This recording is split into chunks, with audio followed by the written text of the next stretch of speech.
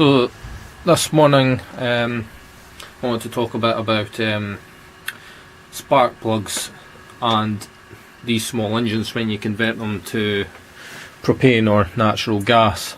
I've been finding that what's been happening is it's not been starting up and it's been misfiring and just running really badly. On the original plug that came with the engine. So what I've done is I bought an NGK spark plug, a BP6ES. BP5ES is recommended for these engines when you're running them on petrol, but BP6ES is different in that it's a colder plug, and it's recommended to use colder plugs when you're running on propane or natural gas. It's just to do with how the plug conducts the heat away from the electrode. They run a bit colder because of higher combustion temperatures. Ideally you would use an NGK iridium spark plug, but I just couldn't find any. At least not at a reasonable price. I was looking about at least £20 just for a single plug. But I've put a BP6ES in it, and I also gapped it down as well to about about 5 or 6 millimetre, and you've just basically got to play with the gap until it runs reliably. Now this engine hasn't been turned on at all today, and I'm going to try and start it and see how its cold start performance is. I have been having a little bit of trouble with it. I've had to mount the zero pressure regulator just up here.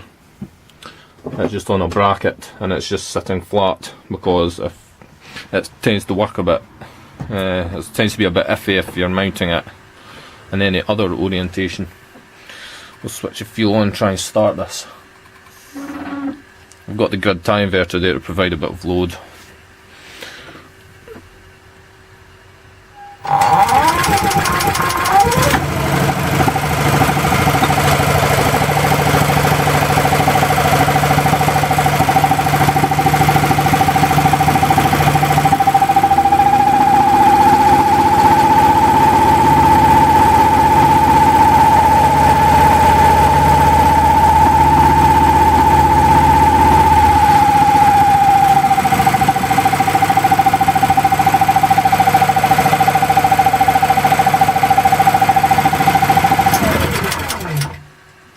So as you can see from that, it cold started no problem, it ran really well.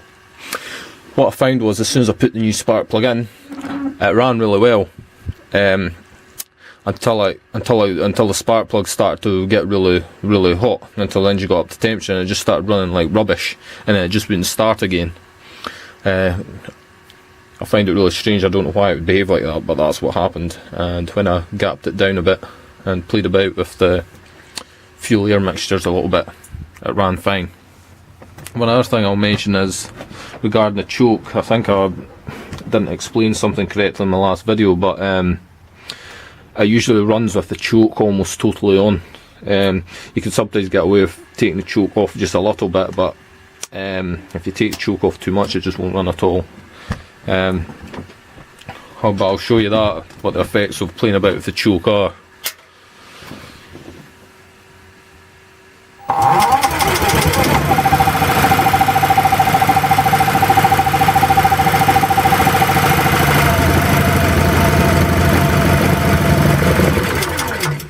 Yeah, it just doesn't run properly.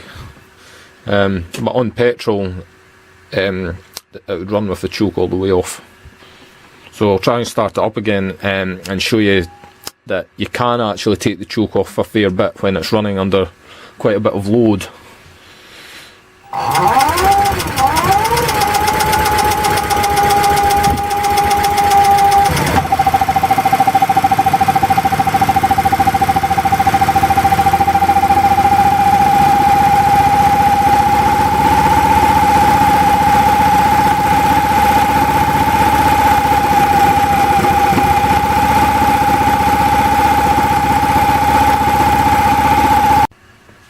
No, I was actually correct there. I was just running it for a little while, and you can only really take the choke off just a very tiny amount. You don't get very much play in that at all. Another thing I may look at is timing advance on this engine, but that would involve taking off the flywheel and moving a magnet along and drilling out a hole. In fact, I'll do that just now.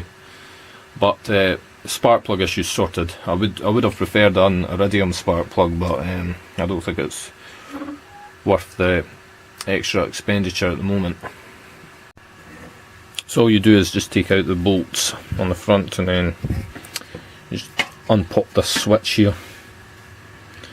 So this here is our flywheel, and as you can see there's a big magnet on it there. So it turns, let's see, yeah, it turns clockwise when you look at it. So it's spinning this way,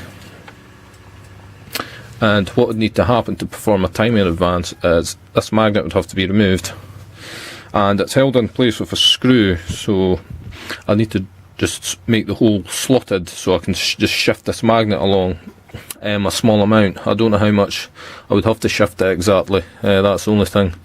If anyone does know, please advise in the comments.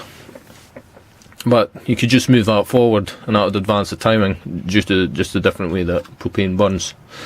But I'm not too sure about doing it, just in case I ruin everything. I might give it a try.